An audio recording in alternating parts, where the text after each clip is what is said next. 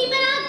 गंदगी का और सांस के इंतशार। इस्लाम के नाम पर बनने वाले इस मुल्क में जहां अदलो इंसाफ का क़याम होना था,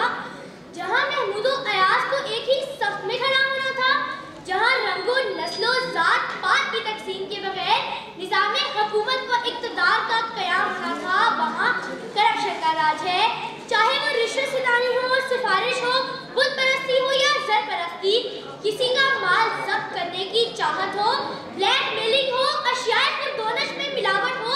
या बिजली गैस के बिलों में इजाफे का जुल्म, अफराद की इंफरादी जिंदगी से लेकर अफराद की इज्तिमाई जिंदगी तक सबके सब करप्शन के जाल में फंसे हुए हैं। कि मदारत के भूखे, इमारत के भूखे, नजामत के भूखे, सदारत के भूखे, ये गद्दी नशी और मखदूम भूखे, कनाअत की दौलत से महरूम भूखे, जमीनों पे कागज ये भूखे वडेरे, मकीनों पे कागज ये डाकू लुटेरे।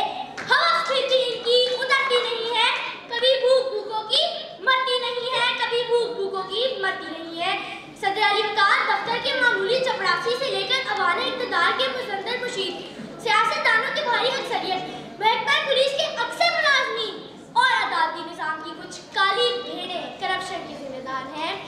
सदर अली वकार असातिज़ा से लेकर डॉक्टरों तक, वकीलों से लेकर इंजीनियरों तक, मस्जिदों, मेहमरों, मेहराब सजाने वालों से लेकर वतन के ठेकेदारों से लेकर जाली आमलों तक सबके सब करप्शन के जाल को बुनने में हिस्सादार है। क्योंकि जनाब सर, करप्शन एक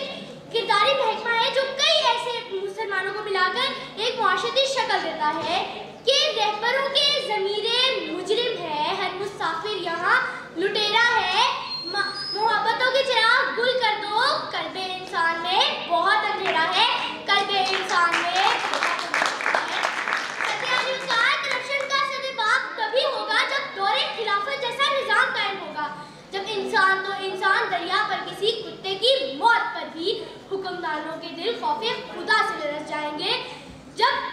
ऐसा शख्स इक़्तिदार में आएगा जो उमर बिन खिताब की तरह अपनी बीवी का माल बैतुल माल में जमा करवाने पर तुल जाए, जो उमर बिन अब्दुल अजीज की